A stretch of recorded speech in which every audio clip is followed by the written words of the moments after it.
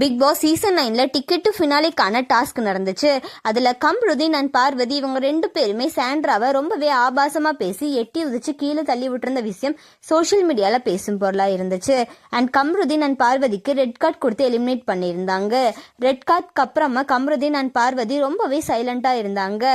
ஆனா சாண்ட்ராவோட எலிமினேட் ஆன அந்த டைம் கம்ருதீன் மக்களை மீட் பண்ணியிருந்தாங்க.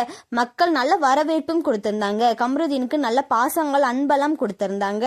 நிறைய பேர் கமெண்ட்ல பார்வதி உங்களை உண்மையாவே லவ் பண்ணாங்க, மற்றவங்க சொல்றதெல்லாம் கேட்டுட்டு நீங்க பார்வதியை விட்டுறாதீங்க கம்ருதீனுக்கு கமெண்ட் பண்ணியிருக்காங்க.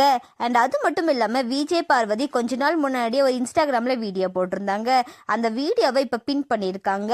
அந்த வீடியோவில் அவங்க என்ன சொல்லியிருக்காங்க அப்படின்னா, எனக்கு 29 வயசு ஆகுது, நான் இப்போ வரைக்கும் சிங்கிளாக தான் இருக்கேன், உங்கள் ஃப்ரெண்ட்ஸ் எல்லாம் கமிட் ஆயிருக்காங்க அப்படின்னு சொல்லி நீங்கள் ரிலேஷன்ஷிப்பில் கமிட் ஆயிடாதீங்க, தங்கம் மற்றும் இடத்துல இன்வெஸ்ட்மெண்ட் பண்ணுங்க, அம்மா கிட்ட எல்லா விஷயத்தையும் ஷேர் பண்ணுங்க, எப்பவுமே நமக்கு ரத்த பாசம் மட்டும்தான் கூட வருவாங்க, எப்பவுமே அவங்க கிட்ட பேசுங்க, கம்மியான ஃப்ரெண்ட் சர்க்கிளை வச்சுக்கோங்க அப்படின்னு எல்லாம் சொல்லி இந்த வீடியோவில் சொல்லியிருக்காங்க.